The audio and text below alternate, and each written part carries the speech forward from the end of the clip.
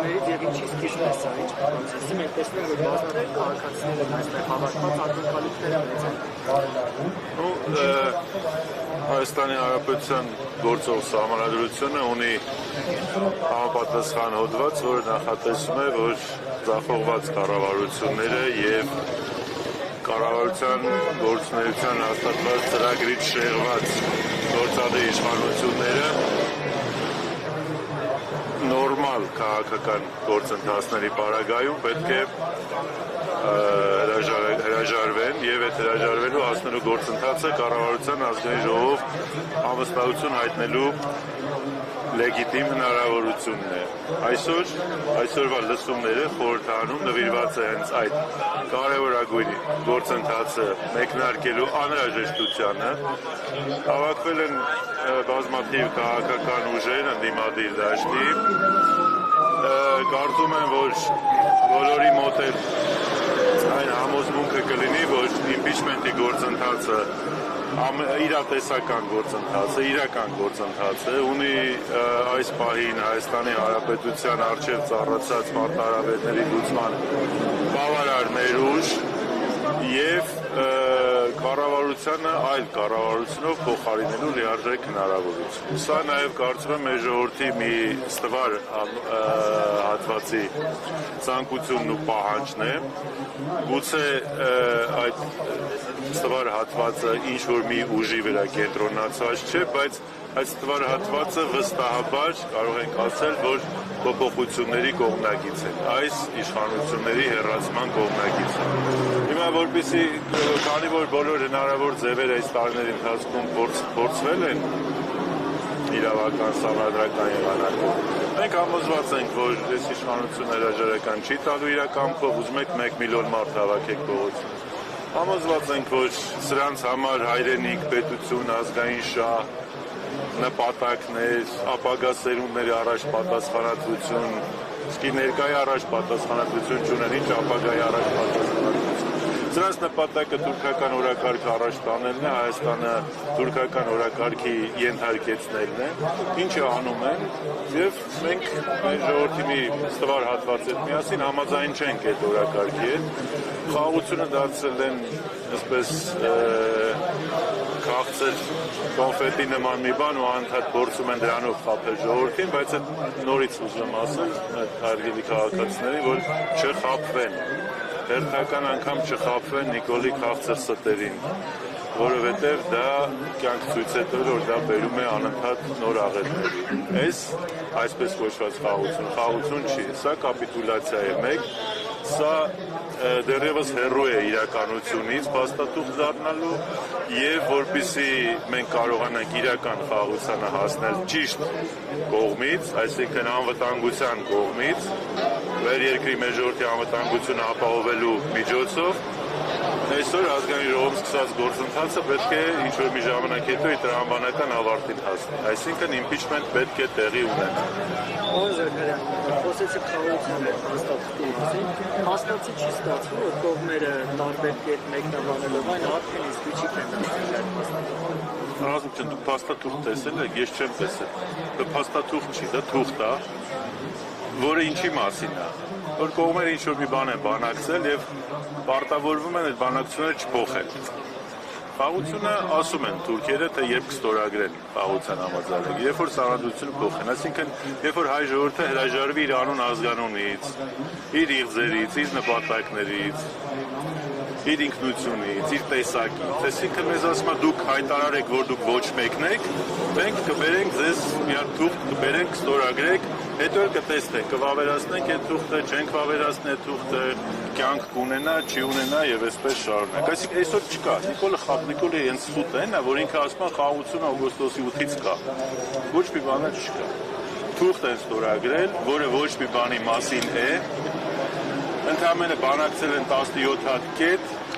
որից 14-ը խայտառակություն է Հայաստանի Հանրապետության համար։ Ադրբեջանցիները ստիպել են ականջներից բռնել, տարել են Վաշինգտոն, ասել են դե եկեք Ամերիկայի ներկայությամբ ստորագրեք, որ այլևս չեք փոխելու այս բանակցությունը, այսինքն բանակցություններն ավարտել են։ Հիմա խաղաղությունը կլինի այն դեպքում, երբ որ Հայաստանի Հանրապետությունը իր անվտանգային բալանսը վերականգնի։ Միայն այդ այնպես ինչպես եղել է տարիների, դարերի ընթացքում, պատմության ընթացքում, այնպես ինչպես մեր իշխանության տարիներին է եղել։ Խաղաղությունը խախտվեց, այսինքն Նիկոլի պատերազմը սկսվեց, Նիկոլի սխալ քաղաքականության արդյունքում Ադրբեջանը սկսեց պատերազմ, այն դեպքում, երբ որ նրանք խախտեցին եւ անվտանգության բալանսը եւ արտաքին քաղաքականության բալանսները, իրենց սխալ եւ հիմար հայտարարություններով։ Երեք Ալիևը դարձավ խոսում էր Զանգեզուրի միջանցքի մասին, մենք տեսանք, որ Թրամփը Էրդողանի հետ բանը չերել հիշում է Վաշինգտոնյան բանակցությունների մասին, ինչի մասին է հիշում այս գործընթացները, ինչի է գործը։ Դե եթե Կամբոջայի եւ Ալբանիայի միջև այսպես գործընթաց չեն հիշում, SMS-ով կարան զանգեն, եթե պրոբլեմ ունենան զանգեն, սա լուրջ չի։ Հասկանում եք, մի երկիր, մի ժողովուրդ, որը կանգնած է օրասական խնդիրների առաջ, անվտանգության լուրջ խնդիրների առաջ, որի տարածքը օկուպացված է, նկատի ունեմ Հայաստանի Հանրապետության 200 քառակուսի կիլոմետր տարածքը, որտեղ եթե նայենք քարտեզին ադրբեջանցիները մխրճված են ռազմավարական նշանակություն ունեցող այնպիսի հատվածներում, որ ցանկացած պահի նրանց համար ռազմական գործողություն սկսելը մեկ անգամ մեկ, որտեղ Հայաստանի արտաքին քաղաքականությունը պարզ չի, թե ինչի մասին է։ Հա, խաղաղություն, բոլորս էլ ասում են խաղաղություն, բայց գործիքներն իրանց ձեռքում են եւ իրան գնում են սխալ ճանապարհով։ Եվ ինչպես ձեր հարցում ասեցիք, Միացյալ Նահանգների նախագահը երևի մեկ ամիս հետո արդեն չի էլ հիշում, թե ինչի մասին է խոսքը կամ ինչ Հայաստան, ինչ Ադրբեջան, ինչ Փաշինյան, ինչ Ալիև, այսինքն ոչինչ չի կարող ասել, այսինքն պաշտոնական իմաստով դա չի նշանակում, որ Ամերիկայում չեն հիշում կամ Ամերիկան գործընթացից հրաժարվում է, չէ, բայց սա խոսում է մի բանի մասին, որ լուրջ չեն վերաբերվում։ Միացյալ Նահանգները այս գործընթացին եւս լուրջ չի վերաբերվում։ Այո, կլինեն հայտարարություններ, որ մենք կարևորում ենք այս կողմենքում, բայց այդ կարևոր հայտարարությունները մենք շատ ենք տեսել։ Արցախը բռնի տեղահանումից առաջ ամբողջ աշխարհը, այդ թվում Միացյալ Նահանգների բարձրաստիճան պաշտոնյաները, Եվրոմիության բարձրաստիճան պաշտոնյաները, բոլորը միաբերան հայտարարում էին մեկը մյուսին հերթ չտալով, որ մենք իրանք թույլ չեն տալու էթնիկ զտումներ, իրանք թույլ չեն տալու բռնի տեղահանում, իրանք թույլ չեն տալու Արցախին բլոկադան շարունակվի, բայց ինչ եղավ են ինչ որ եղավ են ինչ որ եղավ։ Պարոն Զաքարյան ներողություն, այս պահին Տիգրան Աբրահամյանը ազգային ժողովի ամբիոնից ներկայացնում է, թե գործող իշխանությունների օրոք ինչն է խախտվել, ինչ է տեղի ունեցել, դրան զուգահեռ իշխանությունը նշում է, որ իրենք խաղաղության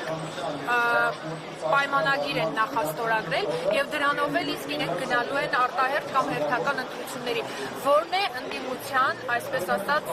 հակ ազդեցությունը կամ պատասխան փաստաթուղթը։ Ընդդիմության պատասխան փաստաթուղթը հետևյալն է. իրական խաղաղության գնալու ճանապարհը մենք գիտենք եւ դա մենք ենք իրականացնելու, Նիկոլը չի իրականացնելու։ Նիկոլը հերթական անգամ այս իշխանությունը հերթական անգամ խափում է ժողովրդին, դա խաղաղության փաստաթուղթ չի, դա իլյուզիա էլ չի անգամ։ Նույնիսկ քաղաքականությունից մի փոքր տեղյակ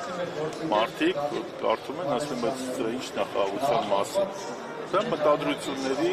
փաստաթուղթ է, որ մենք բանակցել ենք ինչ-որ մի բան եւ ավարտել ենք այդ բանակցությունը եւ այս իշխանությունը չպետք է փոխի այդ բանակցությունը։ Հիմա խաղաղության նախապայմանը, այսպես կոչված խաղաղության նախապայմանը սահմանադրությունը փոխել է։ Նիկոլը գալու ընտրություններին ասի, մենք պետք է, դուք ինձ պետք է ընտրեք, որպեսզի ես սահմանադրությունը փոխեմ, որպեսզի Ադրբեջանը խաղաղությունը ստորագրի, որ հետո մենք վավերացնենք, որ հետո մի հատ հասկանանք, տեսնենք ինչ է եւ այսպես տարիներ շարունակ։ Հետո պահանջը լինելու է խոչընդոտ ճանապարհը, հետո Նիկոլը գալու ասի դե նորից պետք է ճանապարհը տանք, հետո որ սես լինի, հետո որ նես ու այսպես շարունակ Հայաստանի Հանրապետությունից բան չի մնալու խաղաղության անվան տակ։ Ընթացքում չի բացառում նաև մանր-մունր մի քանի օրանոց, մի քանի ժամանոց ագրեսիվ գործողություններ, ես սա նկարագրում եմ Նիկոլի ապագան, Հայաստանի սահմանին, այո, հարավային հատվածում, այլ հատվածներում, այդ թվում նաև դելիմիտացիայի, դեմարկացիայի process-ի զուգահեռ այն ինչ որ եղել է, այսինքն ես հիմա նորություն չեմ ասում, ես ասեմ այն ինչ որ եղել է վերջին 7 տարիներում։ Հիմա որպեսզի դա տեղի չունենա, ընդդիմությունները հատկապես մենք առաջարկում ենք կապիտուլյացիոն քաղաքականությունից պետք է հրաժարվել, չպետք է այդ ձևի մեջ մտնել, այդ դերի մեջ մտնել, որ այո, ես պատրաստ եմ անու խաղաղության ցանկացած կապիտուլյացիայի։ Ոչ, մենք պատրաստ չենք ցանկացած կապիտուլյացիայի, մենք պատրաստ ենք խաղաղության եւ գիտենք այդ խաղաղության գինը եւ գիտենք որ խաղաղության պատրաստ լինելու համար եւ խաղաղությունն ապահովելու համար անհրաժեշտ է բալանս տարածաշրջանում, որ երկրներն են իրականում շահագրգռված հարավային Կովկասում խաղաղության հաստատման։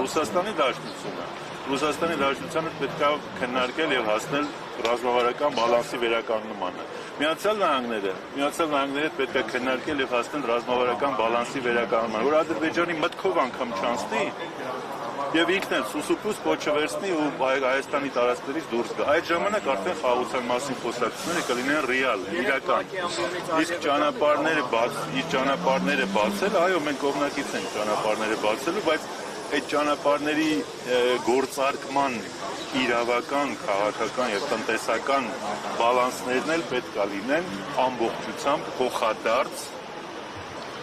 փոխադարձության սկզբունքով եւ դրա մասին պետք է դետալացված գրած լինի, ոչ թե միայն Հայաստանի Հանրապետության տարածքով անխոչվելու ճանապարհ մնացածն դե կտեսնենք, այսինքն փոխադարձության սկզբունք, ինչ անշանակում փոխադարձության սկզբունքով,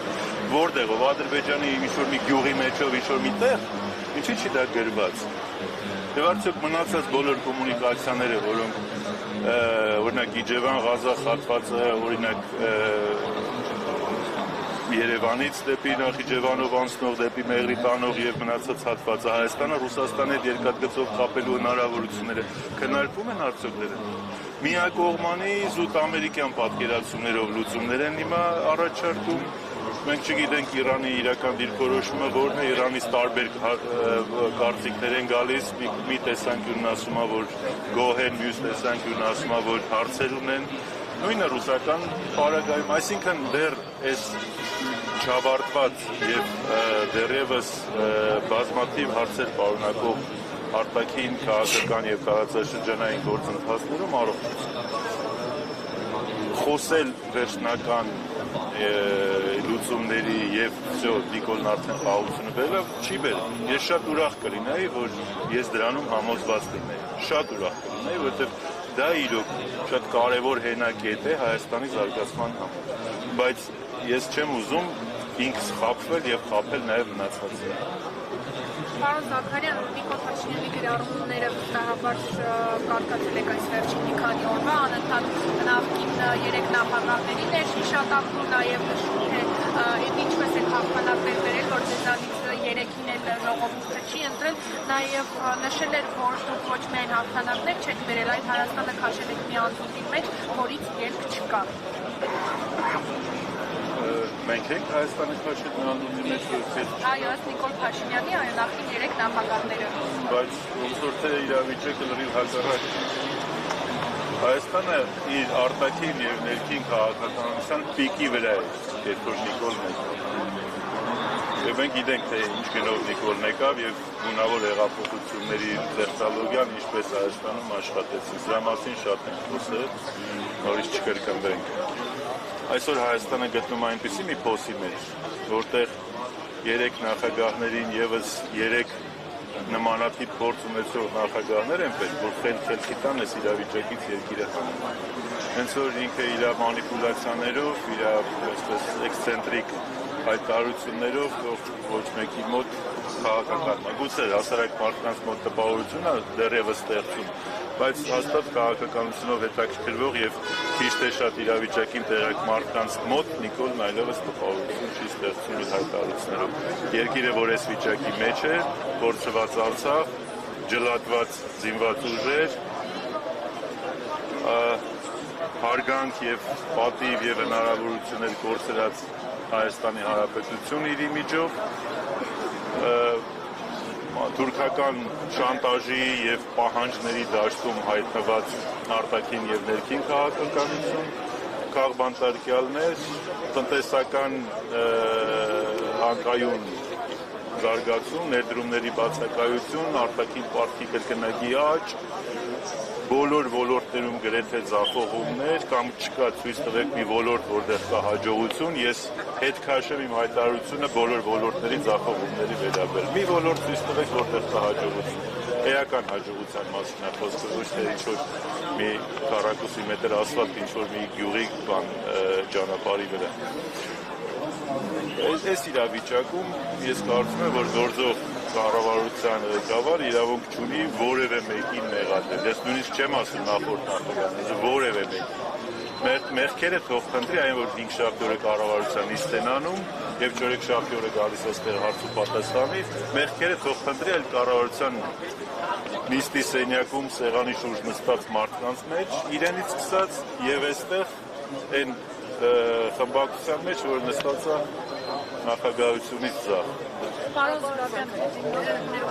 Զաքարյան, Լևոն Զուրաբյանը հայտարարել է, որ առաջին նախագահ Լևոն Տեր-Պետրոսյանը առաջիկա ընտրություններում լուրջ դերակատարություն է ունենալու։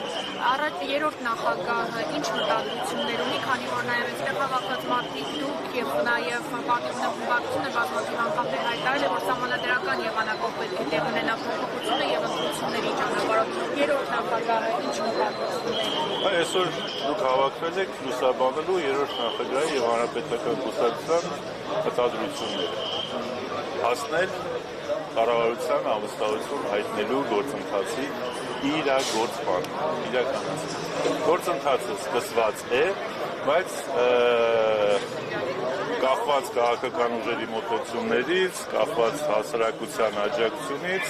այն կամ կարճ ճանապարհ կանցնի կամ երկար ճանապարհ կանցնի։ Երկու դեպքում էլ ճանապարհը մինչև հերթական ընտրություններն են, եւ մենք հույս ունենք, որ հերթական ընտրություններին Հայաստանի Հանրապետությունը կարող է գնալ նոր ձևավորված կառավարության ժամանակավոր կամ խիստ ժամանակավոր կառավարության միջոցով։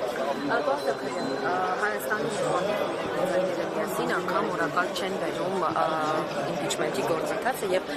ինչու է իրատեսական համարում, որ Փաշինյանի թիմակիցները կմիանան այս գործընթացում։ Մենք տվյալ պարագայում Փաշինյանի թիմակիցների վրա չենք հույսներս դնում ենք ազգային ժողովի ԿՊ խմբակցության բանականություն ունեցող հայրենիքի նկատմամբ, ապագայի նկատմամբ, իրենց նկատմամբ պատասխանատվություն ունեցող մարդկանց հետ։ Եթե 71-ից որևէ մեկ այդպիսին չի, ուրեմն հայ ժողովուրդը ինքը նաև հետևություններ ունի անելու։ Սա չի նշանակում, որ նվիրված են Փաշինյանին կամ նվիրված են գաղափարներին։ Իսկ ո՞րն է Փաշինյանի գաղափարը, որին նվիրվել է։ Հայրենիքը ծնկի բերելը,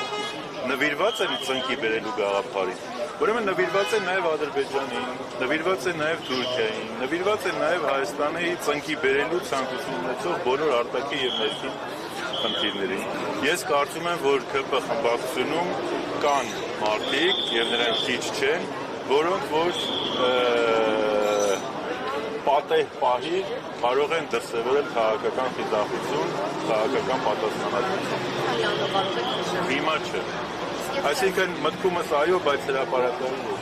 Այս գործընթացը չի հաջողվում, հաջորդ քայլը։ Այս գործընթացը եթե չի հաջողվում, հաջորդ քայլը ընտրությունն է։ Գործընթացը այո, կարող է նաև չհաջողվել։ Ձեռքերը ծալած նստելու եւ բավարար չափով աշխատանք անելու պարագայում։ Ցավոք գործընթացը դեռևս, այսպես ասած, խճողվել է ընդդիմության տիրույթում, դեռևս իշխանական խմբակցության տիրույթ չի հասել։ Երբ որ ընդդիմության տիրույթում հանգուցալուծումներն ամբողջությամբ ավարտվեն, մենք կտեսնենք նաև իշխանության վարկը այս առումով։ Այդ դեպքում նաև հասարակությունն էլ շատ արագ ինքնակազմակերպվի եւ կարծում եմ իստվար հատված մեր ժողովրդի կկանգնի այս գործընթացի կողքին։